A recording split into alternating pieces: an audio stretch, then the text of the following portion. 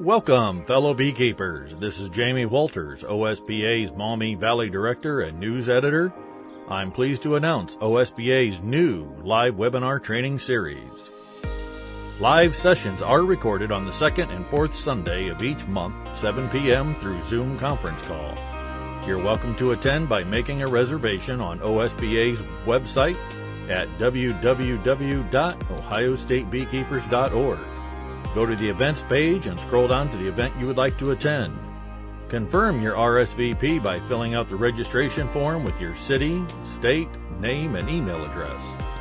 Approximately 2 hours before the beginning of Sunday's webinar, an active Zoom link will be sent to your email address. Each training session will be recorded and posted on the following Sunday on OSBA's new YouTube channel. You can find it at Ohio State Beekeepers Association. You're welcome to subscribe and be sure to click the bell to be alerted each time we upload a new video. Each month's speakers and presentation will be posted on the Facebook page, by direct email to registered and paid members, and our website at ohiostatebeekeepers.org. If you have any questions, please feel free to contact me at editor@ohiostatebeekeepers.org. And now on to our previous recorded webinar. Sold many years ago, and when I was 14 I was a Penn State 4-H'er.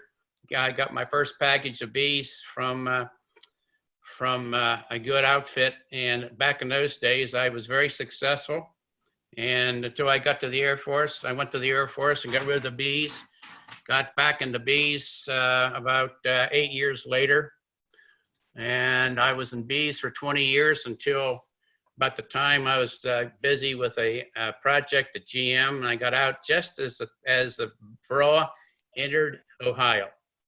So I missed that excitement, which was horrible. Anyway, I got back into bees again in about 2008, and when I did, I was amazed at what beekeeping was how it was going on with all the mite issues. So, long story short, I crossed paths with Dr. Greg Hunt in 2011. Greg was the principal PhD out of Purdue University. He's a geneticist. So I'm going to give you some idea of some of the projects I'm working on with different people. I'm a OSBA regional director for top of Ohio here in OSBA. I'm president of West Central Ohio Beekeepers Association. I'm a founding member of the Heartland Honeybee Breeders Cooperative based at Purdue University. I'm a founding member of Chasing Feral Honeybees Network. I'm a life member of the Kentucky Queen Breeders Association. I'm vice president of the Ohio Queen and Nuke Producers Association. And I'm the beekeeper at Wright-Patterson Air Force Base.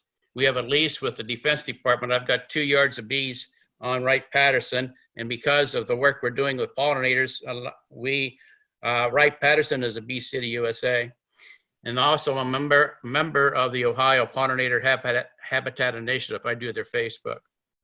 So with that said, I have a lot of people that are teamed up with trying to help honeybees and pollinators in general, specifically honeybees. So I'm going to talk about nutrition tonight, and you'll see that nutrition is only one part of healthy honeybees. So we're going to start. Hold on a minute. Okay. Nutrition is a keystone of beekeeping. You can see the queen on the top of the slide.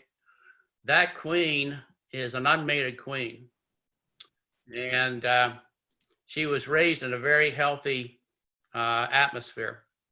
Below her, you'll see larvae swimming in brood milk and royal jelly, and that is an absolute necessity.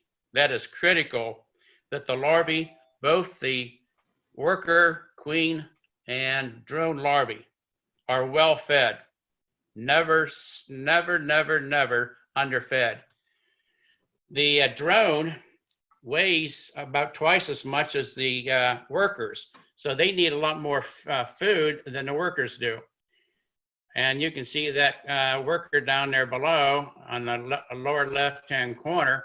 That is a Carleolan worker, and she was produced in a very healthy colony. So the point I'm making here is nutrition is a keystone, but it's only one part.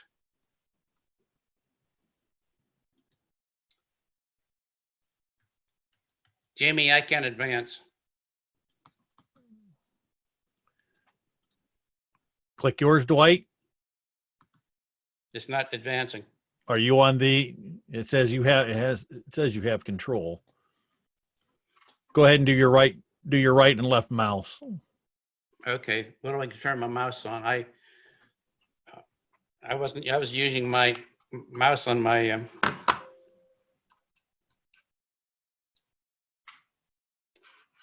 I'm locked up for some reason. Okay, my space bar worked now. I'm fine. Okay, all right. Just double checking. Yep. It's all you.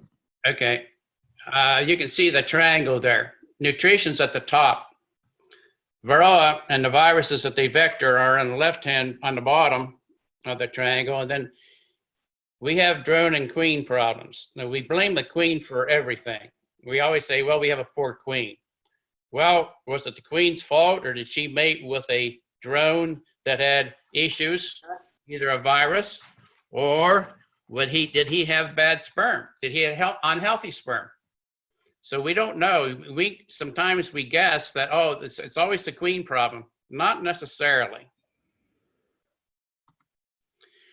Here is a graphic from an old OSU extension back in the 1970s, and it holds true yet today. If you can see where we're at on the 10th of May, if you get down that column, the wild cherries are in bloom, the mustards in bloom, dandelions in bloom in center of Ohio. Southern part of Ohio, they're ahead of us by about 2 weeks. Northern Ohio, you're just getting into some of these blooms. The red bud is in full bloom here in central Ohio. So are the fruit trees. And you can see that we are past the willow trees. The willows are just ending. And we have around 16 different varieties of willows here in Ohio. And the different varieties produce pollen for about a full month if you're in areas. Now here's the thing. Depending on where you're at, you may have willow trees, you may not. You may not have some of the red buds. So my point is, when I give my presentations, I try to tell people, you've got to figure out where your yard is at, because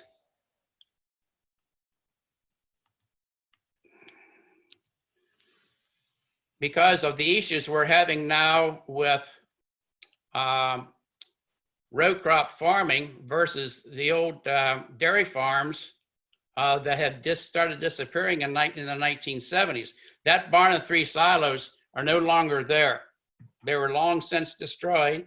It was row crop farming.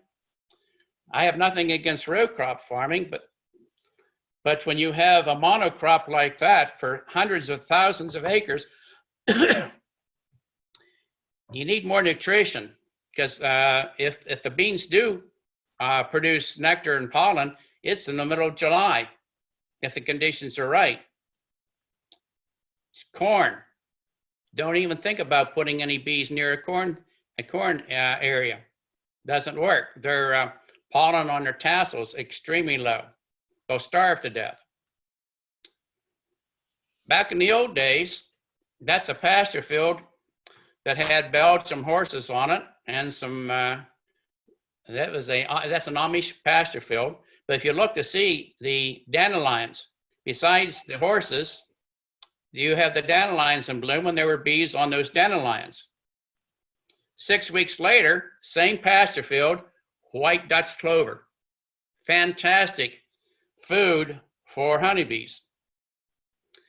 Those days are long gone in most areas of Ohio and most areas of the Midwest.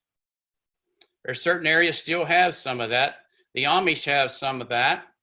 And depending where you're at, now I know there's an alfalfa pellet mill up in Defiance, and there are thousands of acres of alfalfa up there, but they typically cut it in about 10% bloom. So here again, bees don't have a lot of nutrition like they did back in the old days when in the 50s and 60s and 70s when I was first in bees. Alfalfa. That was about a 50-acre alfalfa field mixed in with red clover. Those days are pretty well gone, except for around Defiance area. Very few people have access, or bees have access to alfalfa like that. So we took a hit when the dairy farmers quit and went to row cropping. And I have nothing wrong. I don't have anything against the farmers of today. I have a lot of farmer friends that are row crop farmers. But then that was in the 70s. Here comes 87 time frame, and here comes Varroa. And we have to deal with Varroa. Now, just an FYI, in today's world, that mite, that's mite that's upside down at the top of the slide.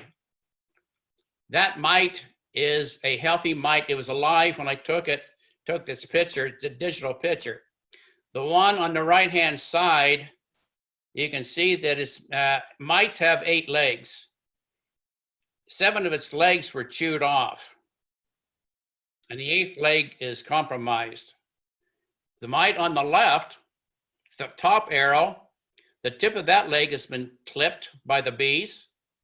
The next leg to it, half the leg is missing. The next arrow down, the bees are starting to rip the intestines out of the bee's stomach and eat the intestines. And then you can see down here where they're undermining down in here.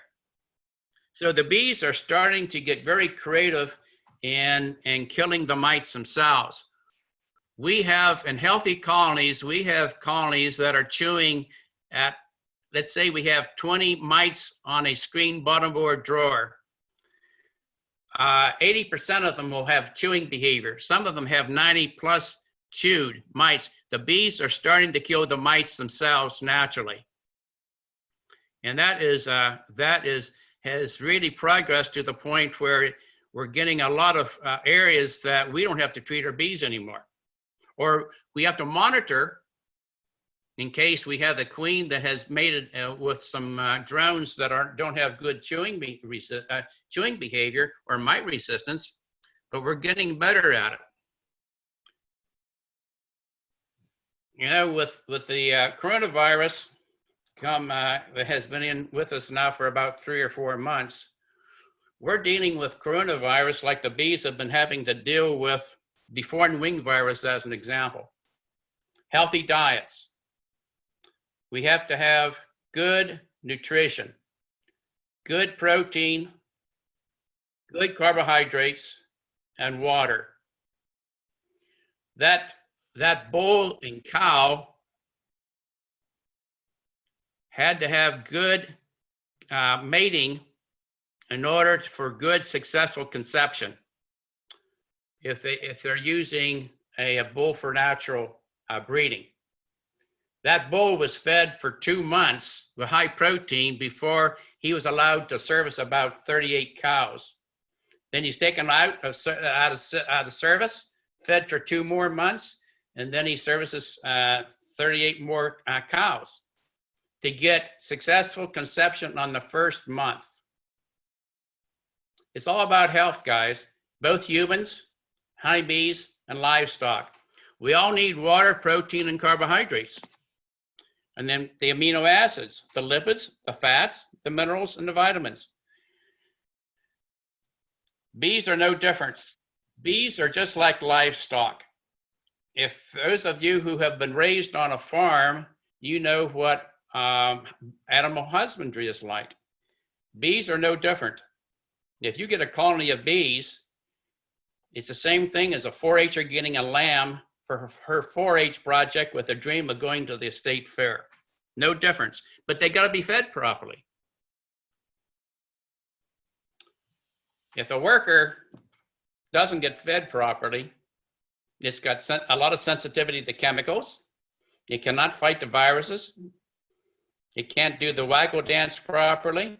It's got a shorter lifespan. Foraging activity is reduced. They make poor nurse bees, and the colony growth is low. We have some of our colonies, we can see they fight the chemicals. And this is data. This is not my opinion. I have data to support this. We have several yards in Ohio and a couple down in Kentucky that have that's been tested by the USDA. They have no viruses.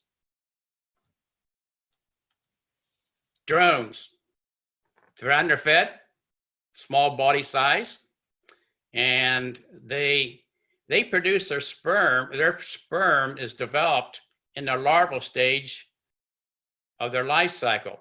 If they're not fed properly, they're not going to have good sperm, healthy sperm. And the quantity of the sperm is low. Low sperm counts, unhealthy sperm. That's a big deal. And there's research out there that says that the sperm can't penetrate the egg wall to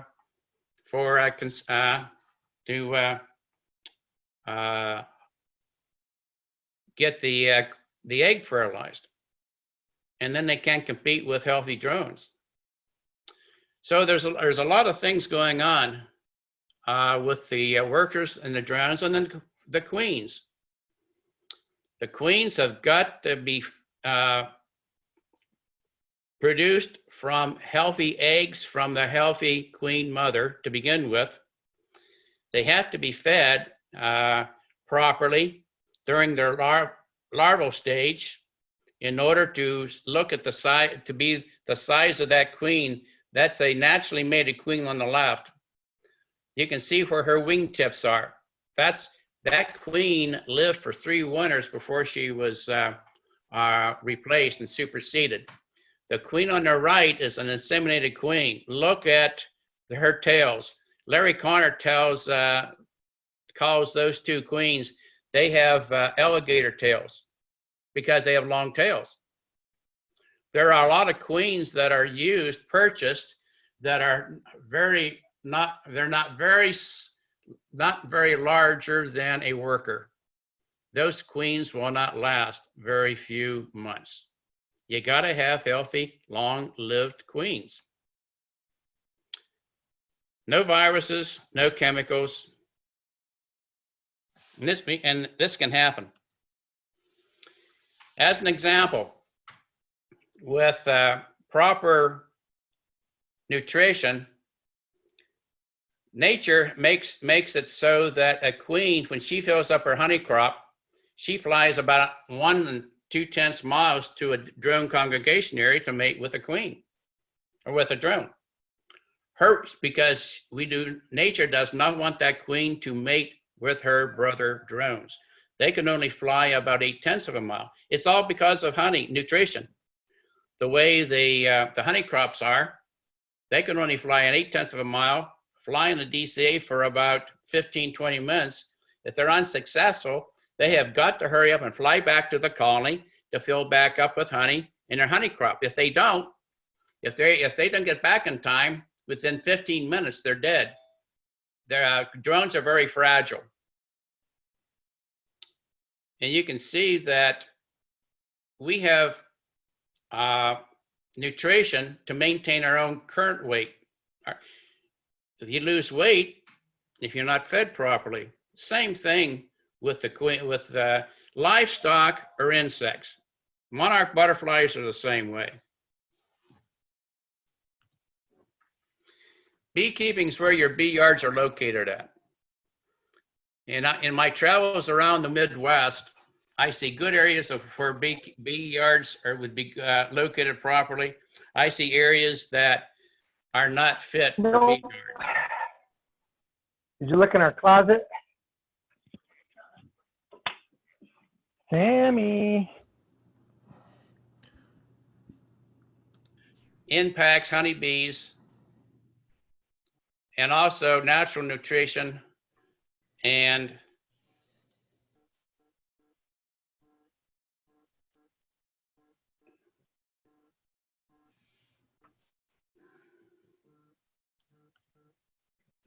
we have about 400 different soil types in Ohio.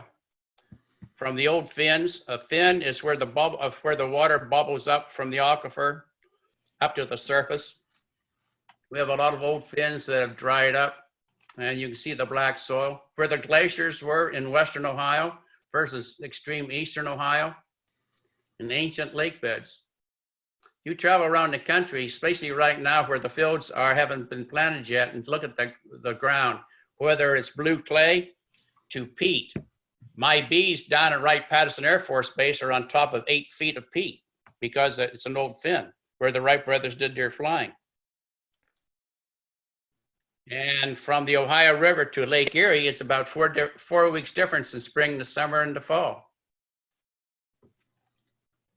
So when somebody gives a presentation, you've got to figure out where you are in reference to where they're talking about, because there's a massive change in soil types and latitude and elevation. A difference of 800 feet in elevation is about 2 weeks of delay. I live that in some of them, where I have some of my yards. And then you have the microclimates. So when two beekeepers are talking, no two beekeepers has the exact latitude, elevation, or how the farmers farm, or they have CRP land, Pheasants Forever land, things like that. It all has a major impact on nutrition. There's a nice frame of sealed brood. For every cell that's there, it takes 1 cell of honey, 1 cell of pollen, and 1 cell of water. That's a lot of energy for the workers who should be healthy to feed that larvae. And if they're not fed properly, those workers are not going to be healthy workers. Now here's a good example here. I put together 4 frames. The bottom 2 frames, the one on the left has about 5,200 workers on it, and the one on the right is about 4,800. So there's 10,000 workers that are going to emerge within the next 12 days. Now, what did it take to get those larvae fed? It takes a frame, that frame on the left, upper left, that's open-celled honey. And it takes about 2 frames of pollen like that on the upper right in order to get one of those frames of that larvae fed properly. It takes a lot of natural nutrition or supplemental nutrition to feed larvae. It's critical. Otherwise, you're not going to have good workers, healthy workers. Oh, by the way, you take those 2 frames of brood, those 2 frames of nutrition, and add another frame of probably some pollen or a bee bread, and a nice queen, you've got yourself a beautiful nuke. That's what it takes to make a nuke. So I'm going to give you some insight on just some general things that are blooming, have bloomed already, to get you started thinking about where your bees are at.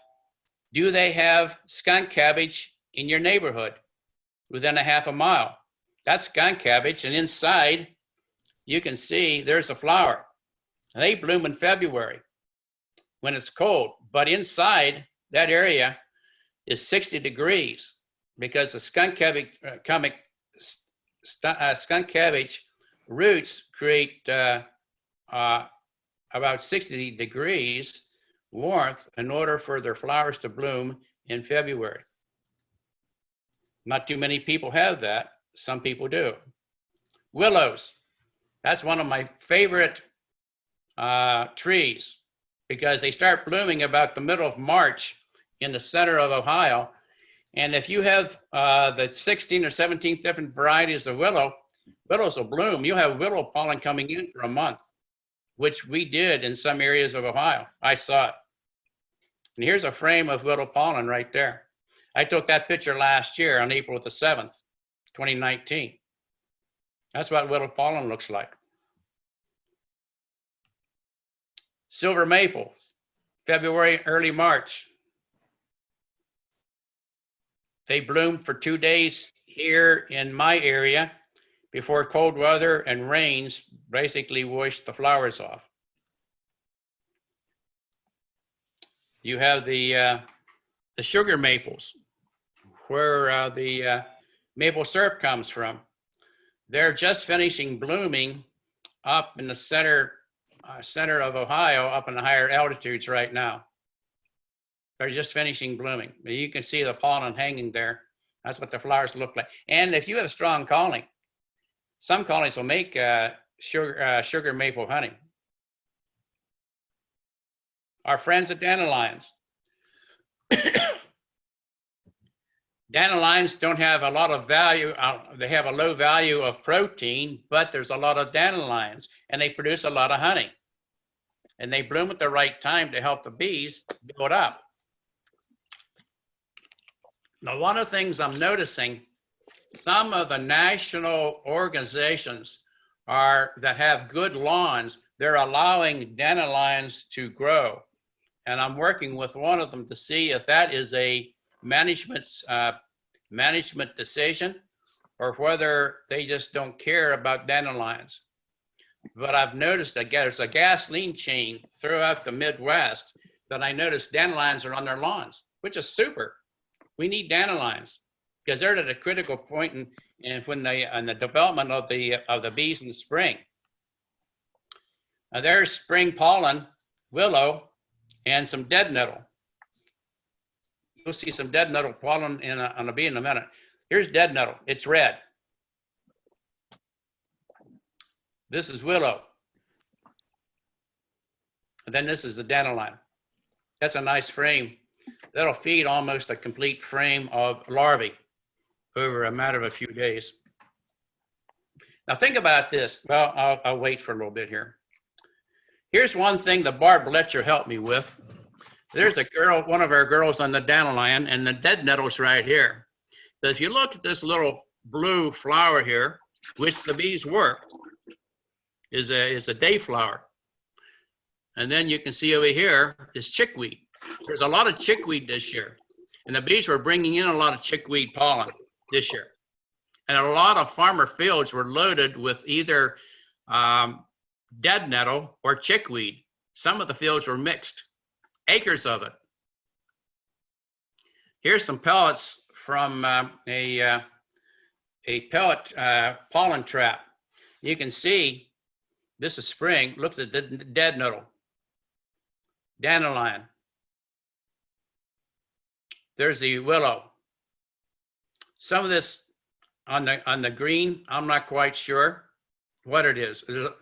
I generally don't see a lot of this, but this was in a different area where I have my bees. But the chickweed is kind of ivory and greenish. And here's chickweed right here. Here's the willow. And naturally, here's the dead nettle. We had a pretty good dead nettle flow this year. Wonderful willow pollen, and chickweed was around for about 2 weeks. Diversity. We need diversity in pollen. Now, I put this picture in because here's dead nettle. This girl has a red forehead. Why? Because the pollen girls have to bring the pollen in themselves and take it into the cells and unload. Then they pack it with their foreheads. I thought that was a cute picture to include so that everybody knows that the pollen girls bring the pollen in and pack it in the cells themselves, right in the brood area. The nectar girls, they fly in and regurgitate their nectar from their honey crops and give it to the house bees. Then they fly right back out.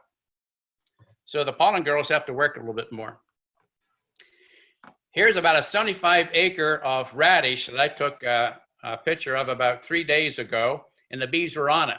That's winter cover crops. More and more farmers in Ohio are planting winter cover crops.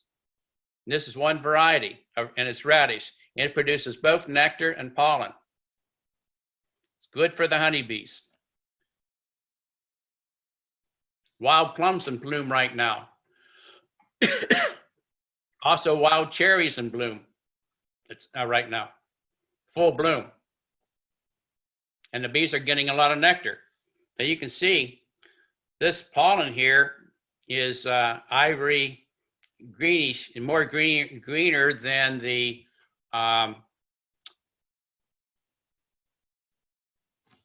chickweed. And there's a lot of wild plums and wild cherries in bloom at the present time in the center of the state. I see a lot of it, and the bees are on it. Oh, by the way, look at that nice black worker. Our friends, the autumn olive, invasive. Yep, they sure are. They're almost in full bloom in the center of Ohio right now. And they, if conditions are right, they produce a very heavy nectar flow. Western Pennsylvania, where I was born and raised, they have a lot of autumn olive. They were planted on the strip mines when they were reclaimed and backfilled. They bloom for about 2 weeks. Now our friends, the wild honeysuckle that everybody hates, they produce a lot of nectar and pollen. You can see pollen on that girl's, on her hair. They produce a lot of nectar, and if you have a strong colony, you better have supers on right now because they're starting to bloom. And a lot of what we're finding, the ferrules, and once they go through a wild honeysuckle flow, typically by the end of May, we'll start seeing a lot of swarms from feral trees, feral bee trees, feral colonies. So they're a heavy producer, and they produce for about at least 2 weeks, 2.5 weeks.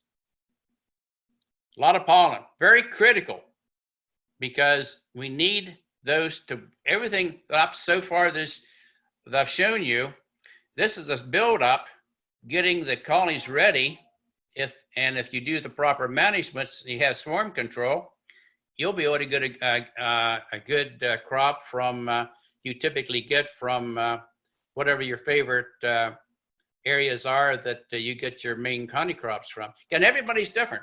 I can't tell you. Everybody has different crops that their bees produce honey from. Black locust. A lot of black locust in Western Ohio. 1 out of 5 years, typically we get a good honey crop.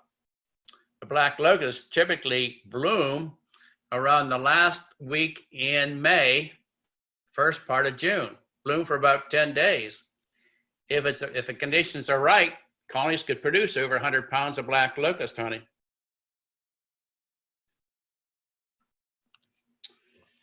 And tulip poplar. There are areas in Ohio that have a lot of tulip poplar. They produce a lot of nectar and a lot of pollen, if conditions are right.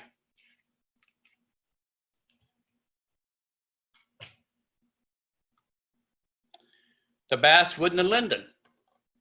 There's a lot of basswood and linden around in areas that's been planted. A lot of cities used to have a lot of basswood. Medina, Ohio, when AI Root was alive, I think there's over 1,000 basswood trees in downtown Medina. But I know several municipalities that have planted linden, and they're alive with bees when they're in blossom, and they produce both pollen and nectar. Now we're getting into what I consider to be pollinator-friendly flowers that my friends from the Ohio Pollinator Habitat Initiative, people like that. That's 5 acres of bee balm and coneflower. And the bees and the butterflies love it. And more farmers are putting, I always say landowners, are planting a few acres of bee balm, coneflower, and then in the fall you'll have goldenrod. It's a concerted effort, and a lot of people that are doing that. I see a lot of that going on with the Ohio pollinator habitat people. Now, back to the soybeans. Monocrop, yes. If the conditions are right in late June or late July into early August, if you have dry weather and the plants are stressed and it's warm at night, soybeans will produce a lot of nectar. Now, most people think that soybeans don't need to be pollinated by pollinators. They don't, because they're self-fertile. But there's been research that's done over the years. If you have honeybees or a lot of pollinators on a bean field, they can increase the yield by 15 to 18%. And Dr. Reed Johnson told me several months ago, he's starting a project this year and next year on soybean pollination. So he can prove, they're doing some research. It's been done in South America on the newer varieties. We see it just by watching. It seems that the purple, and you're gonna laugh at me about saying this, but the purple flowered beans are the ones that produce the nectar, at least in the areas that we have bees. This year, because of the wet weather, in a lot of areas of Ohio, farmers couldn't plant corn, but it dried out in time. They could plant soybeans. There was a lot of soybeans planted this year, and there was a lot of soybean honey produced. And it's a good honey. It was produced in late July and August. Now, some of us are in the queen rearing business, and the reason I'm showing you this, because the heart of the whole thing is we have got to have a good, healthy, large queen that can produce at least 1,500 eggs a day, up to 1,800 eggs a day, if she's been fed properly during her larval stage. Over here, this is what you have to have. The larval swimming in royal jelly. I gave you two different examples. When you graft with the Doolittle method of transferring the larvae into a queen cell cup, 24 hours later, with the right nutrition and the right number of nurse bees, you will have the cup halfway filled up with the royal jelly. At 48 hours from the time of graft, you have that. Now that queen came from that queen cell, and that queen cell is full of royal jelly. That queen is an unmated queen. By the time she's mated, naturally, or insemination, either way, within 3 weeks after she starts laying, her tail will extend more. To Larry Connor's comment about having alligator tails on the queen. That's an absolute. We have to have more people have queens in their colonies that are large. I see a lot of areas in the Midwest that are producing small queens, and those queens are not going to perform well. Hate to say it, guys, but that's reality. There's grafting a larvae into a queen cell cup, and you got to have brood milk. I mean, it's that I can't talk enough about, because this is the heart of your colony, guys.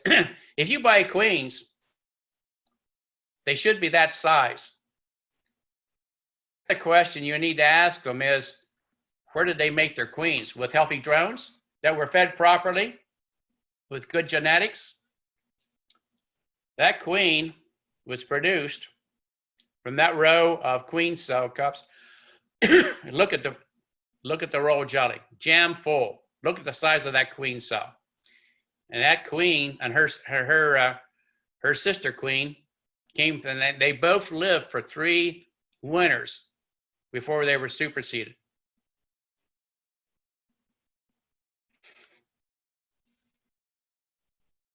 I'm just giving another slide. Those queens, that's an alligator tail. Those are all both inseminated with our work, what we're doing in different organizations. I can't, sugar syrup, protein patties down here. Lots of healthy bees.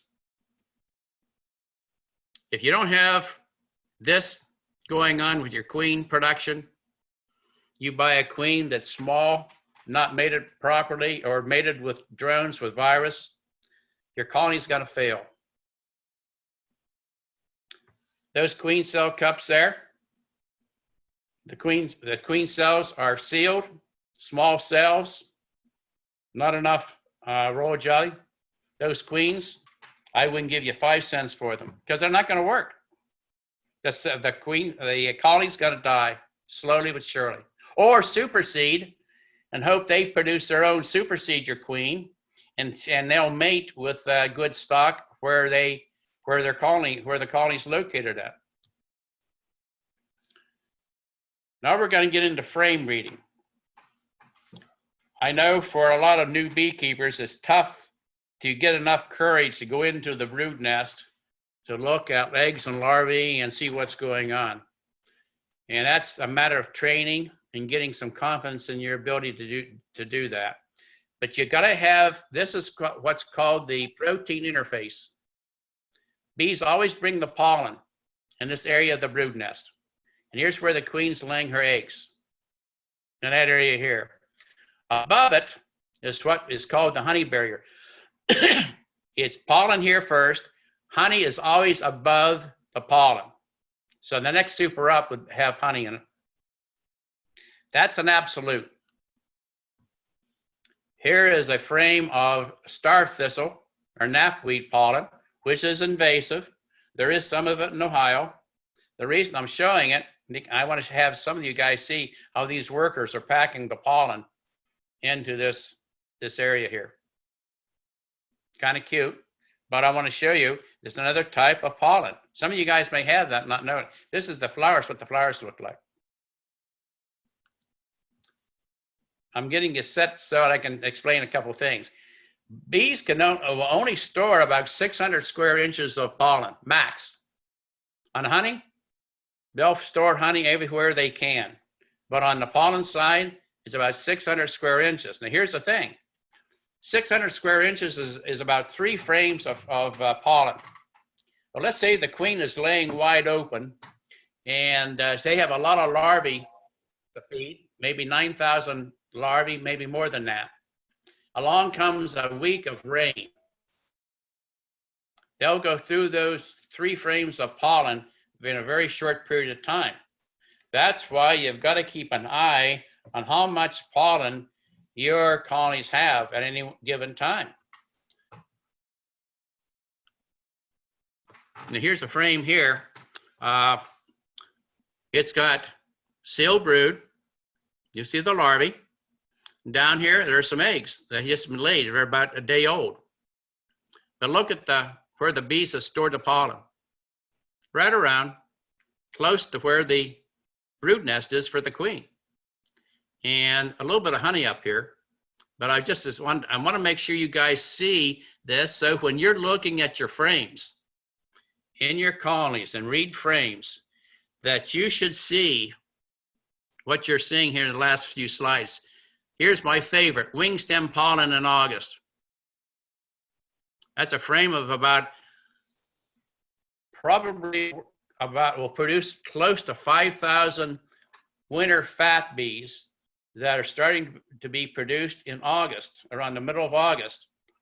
Those fat bees have got to last until about the first week in March or early into March, so they can replace themselves before they die.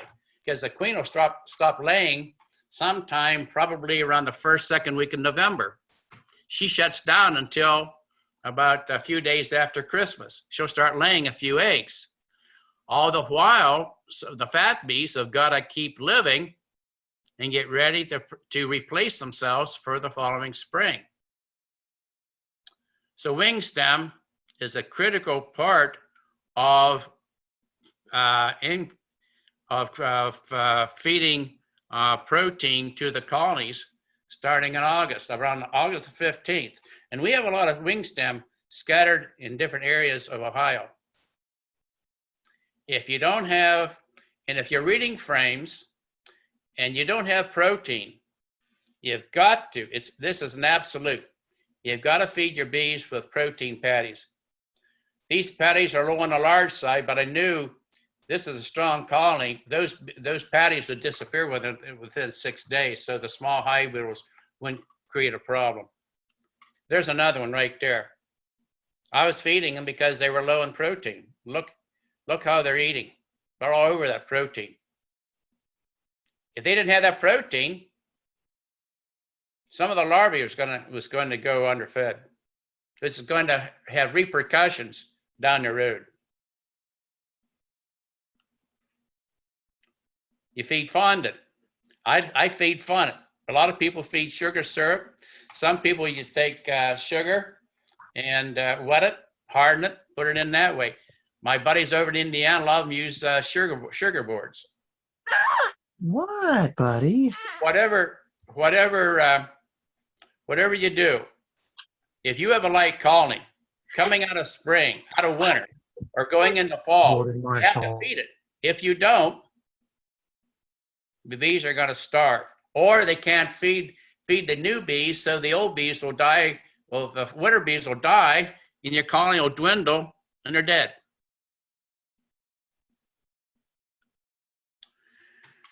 This gets me to where I wanted to go. If you do everything right with good nutrition and understanding some basic management skill sets, you can overwinter nukes. The picture on the left-hand upper left is over at Waterman Farm several years ago. I had 14 overwintered nukes. They all made it through.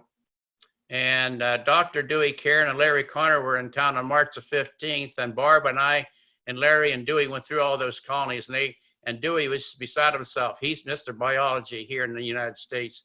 He's retired now, but he writes the honeybee biology book with Larry.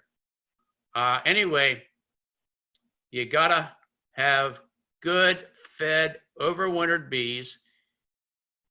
You would put another super 5-frame super up on top, and then you put them in your 8-frame or 10 frames to do your summer honey crops. These guys over here, same thing. Now, one of the things I want to show you, the red arrow has insulation.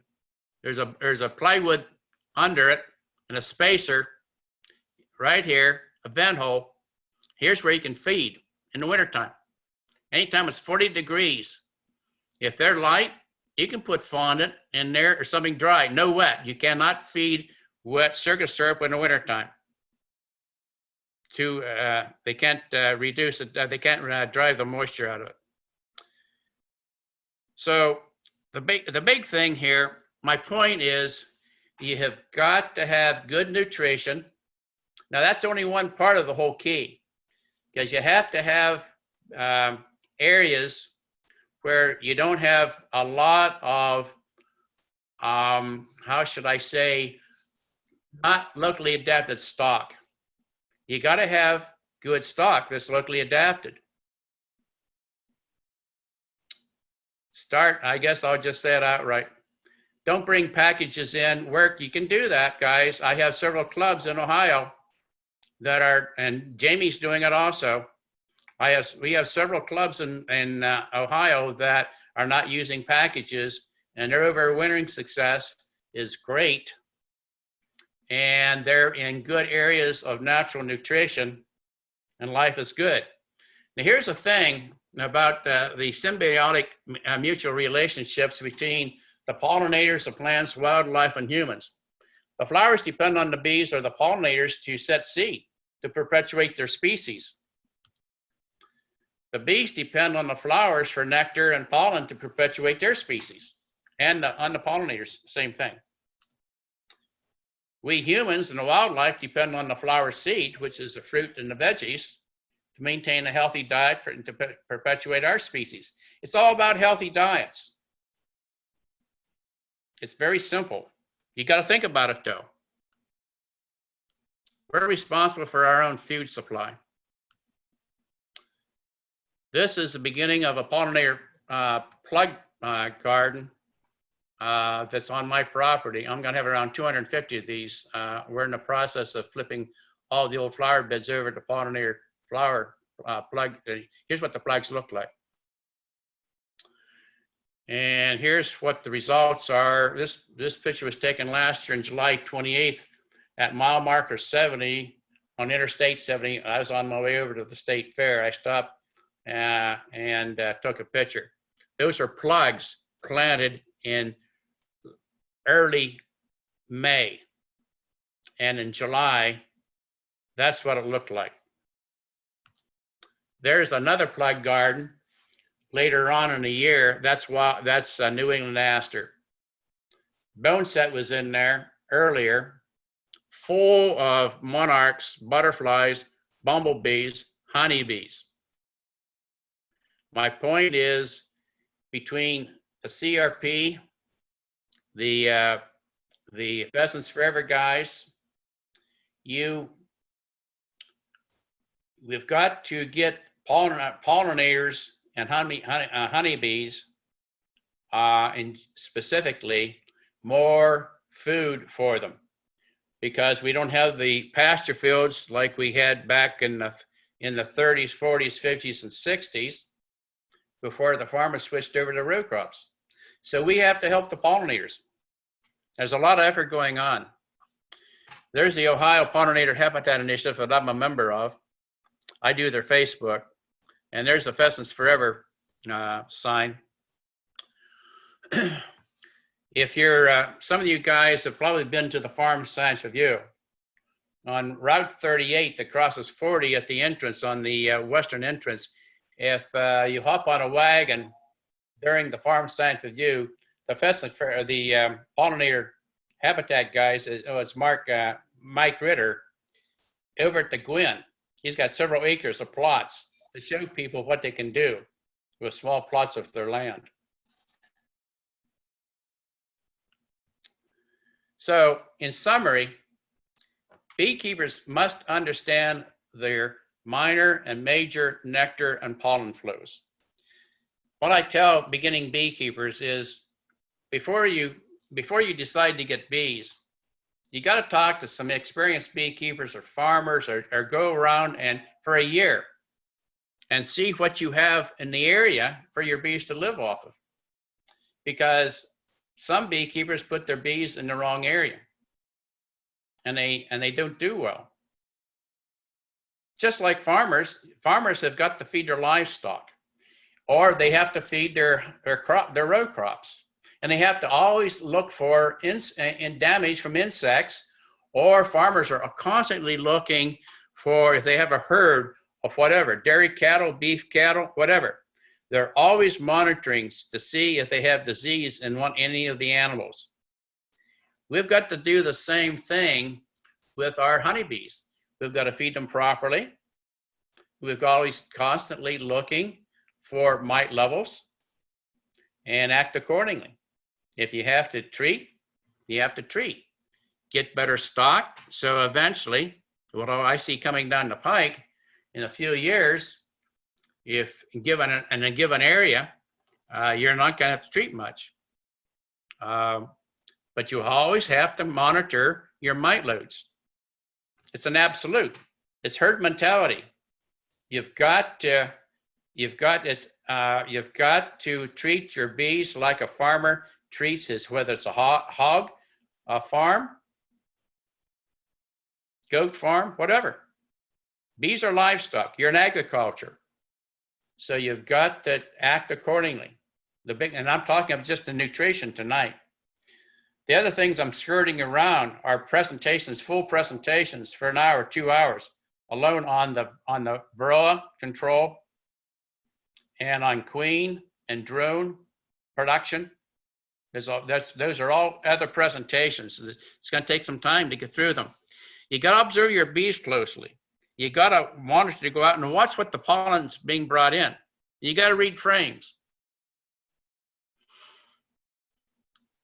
Here's one thing that's easy to do, but it really rewards you a lot. Keep simple records and dates when the various plants and trees bloom in your areas around your bees. So within 2 or 3 years, you'll know what your pastures, your bee pasture fields look like. You may have to move your bees to a better pasture field. And I'm not, that's just in general. Do you have enough trees blooming coming out of winter before things switch over to what I call the weeds, the dead nettle, the chickweed, that the farmers they're in their fields and they don't cultivate for a while, so the bees get a couple of weeks worth of nectar and pollen from the dead nettle and the chickweed, as an example, or the mustard. There's going to be some research done here shortly in the next year or two on what the value of pollinator flowers are coming out of winter. And Reed's doing some pollinator research also that we're going to help one of his grad students on soybeans and some other things. There's a lot of work being done focused on pollinator feed, because we don't have it like we did back in the old days. You have to have good, successful beekeeping management practices, and that comes from experience and training from your clubs or from mentors. There's a variation of bloom times within the state from year to year. You can't say, well, on March the 15th, the willows are going to start to bloom. They may have started to bloom a week earlier if it's warmer, or a week later if it's colder. So you have to become a weather forecaster along with monitoring your pasture fields around your colonies. And you're really your bee farmers, what it comes down to. And you live in the world of agriculture. Once you understand that, yeah, you're a beekeeper, but more importantly, you're a bee farmer. This is a good little handout. For those of you who have a QR reader, you can click on that right now and you get this website. Go to that website. You can order up to 2 boxes of 800 each. So you get a total of 1,600 of those handouts to your friends, to a club could get those and hand them out. It's a good little handout to show people how to help pollinators, be a friend to pollinators. On the right-hand side is the logo that we have for the Bee City, USA at Wright-Patterson Air Force Base, because of the effort we've put in to pollinators, specifically the monarchs, the bumblebees, and the honeybees. And I'm working on another organization right now. I'm hoping I can get them to be a Bee City, USA. That's one of the projects that it's easy to do. You got to get people working together on a team. And there are quite a few Bee City USAs, as an example, in Ohio. There's bee campuses. A lot of universities now are becoming bee campuses, because we have got to help the pollinators feed us. The reason why the row crop farmers came into being, because at 40th degree parallel, we're the breadbasket of the world north of the equator. On the south equator, the same thing. I think there's around 9 billion people to feed. So we have to have the row crop farmers, and we have to figure out how to make this all work for the honeybees, the monarchs, especially in the bumblebees. If you didn't have bumblebees, you wouldn't have tomatoes. I don't know whether a lot of people don't realize that. So, having said that, Jamie, I'm ready for questions. All right. We have John put in a reference to Denise Ellsworth for OSU, the phenology calendar. It's GG or GDD, Growing Degree Days. And it's on the net. You can turn on and go to, and it actually it'll show what's in the phenology of what's warming up and what's going to be into bloom. Cynthia says, is there a push to make the public aware of the need for spring flowers for pollinators, promotion of no mow May? There is a lot of effort. I wouldn't say that specifically, but there's a lot of effort. That's one reason why OSBA has the Honeybee Pavilion over at the State Fair for 8 days, and that's why we're at the Farm Science Review for 3 days to hand out literature. OPI, the Ohio Pollinator Habitat Initiative, I've done a lot of work in getting the Facebook lighted up, and there's a lot of activities going on in that regard. People are starting to understand you don't have to have a green lawn that looks like better than anybody else's lawn in the neighborhood. Leave dandelions grow in and white clover. And the word is starting to come out. But there's not enough. We need more sales and marketing in that area. I'll say that. All right, here's a question from Ted. Is there a ratio of brood to pollen to honey that we should look for or strive to have on a frame? Yes, there is. And there is a Dewey, I'll pick on Dewey Karen. Dewey Karen has a presentation on frame reading. He spends 1 hour on one frame. It goes through all that. So yes, there is, but it's a presentation unto itself. And that's a good presentation.